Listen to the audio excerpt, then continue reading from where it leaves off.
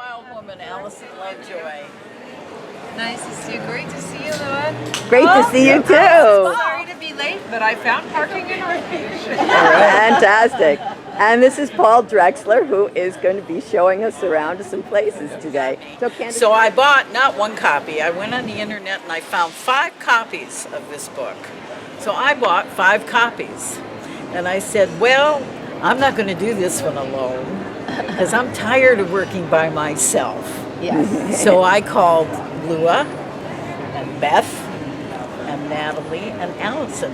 So we decided to call ourselves the Wild Women of San Francisco because we are. We are very wild, and now we are officially the Wild Women Collaborative. Oh yeah, we're both really wild. In those days, you did not write a letter to the editor, you shot the editor.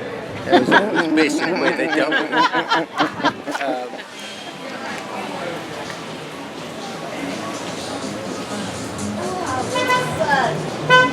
Art store. Different colors. So like blue is white prostitution, green is Chinese prostitution, gambling is red, and they're all in there. And what was the name of this map? Well, it was called the Chinatown map, but I think It's a map of Chinatown sin, is what you're saying. Yeah. Okay. So in the Chinatown map of debauchery, yes. Prostitution was the color pink, and Yes, this and alley whole was block all this, almost all of it. So one day in about 1895, yeah, a lot of land. So the women with land, they'd be brought over here, accompanied by police, and they would be taken into the basement there, and then the various owners of prostitution houses would bid on it. That's what was going on. About 10% of the people in Chinatown smoked opium. And there are a lot of stores have a little place to do it. And, you know, it wasn't a big deal. Then, when white women started to get into it, and also jazz, they were the other ones, it became an issue. Would show them burning all these opium pipes and opiums right next to the city hall, which was still being built at the time. Ross Alley is known as the Street of the Gamblers. I think it's the oldest alley in Chinatown. And there were all kinds of gambling places. And the way it worked...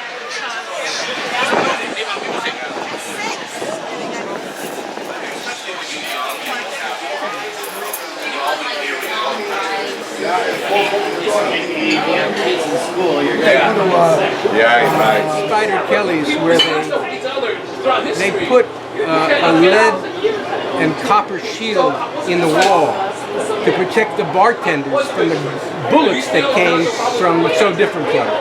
Oh, from the other club. Yeah. So when I first read about Waverly Place, about where the girls were left to die after they were no longer useful to their masters, And they used owners, to I had take fish. I broke down and and dry cried. them And now in we're going wrap to that place for the first time. I've never been there. They go into this place, the cops, kick in the door, and Donaldina became really an expert at finding hidden doors and all that kind of stuff where they could put people. Yeah. And they got the girl and they rescued her and brought her back. Tongs, the gangsters, hated her. They sent explosives to her house in Nob Hill, which is now Nob Hill.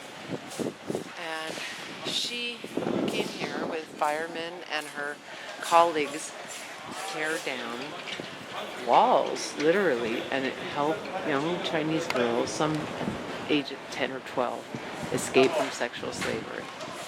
This is a place of like a center of Chinatown. Now she was known, Fang Kui was her name, by the We have a tongs. song about this. Yeah, Allison wrote Okay, and then Lomo was a little old mother. Yeah. Was her name by the...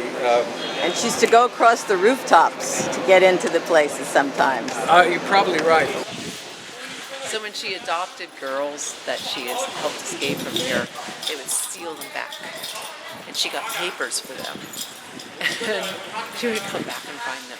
And eventually they stayed with her because she got official adoption papers. And she educated them and married them off. Right. So I want to talk about who I consider one of the most amazing people who ever lived in San Francisco. And that was Mary Ellen Pleasant. yes. It's like so many things were said about her. You know, she was a voodoo queen. She studied with Marie Laveau. She was a major supporter of John Brown. She was known as the mother of civil rights in California. She was accused of murder, and she also had also accused, probably rightly, of being a madam. She would get jobs for these people in the homes of the rich and powerful, maid or this or that, and she would tell them, listen, if you hear anything interesting, tell me. She goes to trial, but while she's waiting, there was a impresario who actually owned the Bella Union at one time, who hires her, because she's a draw, to go to Woodward Gardens, which was now, she was known as a singer who couldn't sing, a dancer who couldn't dance, and an actress who couldn't act. Right. It didn't matter. She was very popular. And, Literally. yes. They had an interesting taste. Danny had this brilliant idea of doing Romeo and Juliet with Bertha and Oofty Goofty in the lead roles. But for the balcony scene, there's no way they were getting up. So he was up in the balcony and she was down. She was like, Romeo, get down here, right? Romeo, get down here right now. Her acting career ended. She was doing a play called Mazeppa, which is a very popular 19th century melodrama. And part of it is Mazeppa is strapped to a donkey. And there was a donkey on stage. Well, she and the donkey fell into the orchestra pit and wiped out about 2/3 of the orchestra. Reshuffling the cards. Reshuffling the deck. Dealt a tough deck and reshuffled. Yeah, incredible.